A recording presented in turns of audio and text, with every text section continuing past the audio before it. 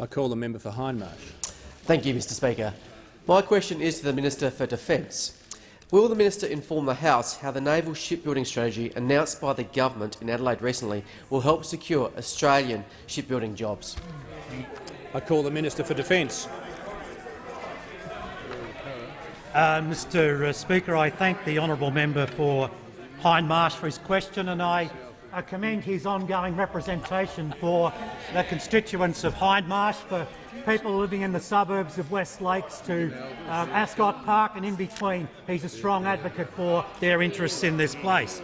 Mr Speaker, as the member says, the government's announcement on the future of surface shipbuilding in Australia has been widely welcomed throughout the country. And to give the House a few examples of that, the former Chief Executive of the Defence Materiel Organisation, Warren King, said this: "At its heart, this decision by the government is the most profound and important announcement about this industry since Federation outside of war."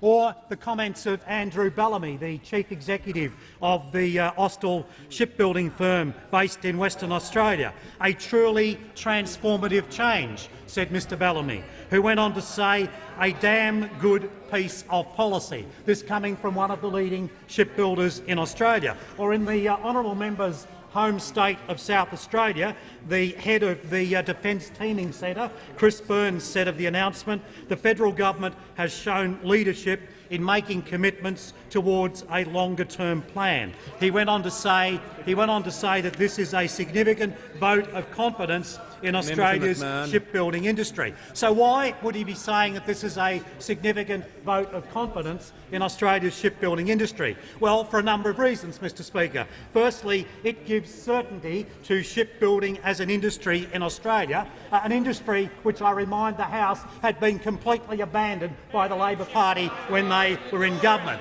Firstly, certainty for the shipbuilding industry. Secondly, Mr Speaker, this means up to 2,500 long-term jobs, many of which will be in the state of South Australia, but 2,500 long-term ongoing commitment to jobs right throughout Australia.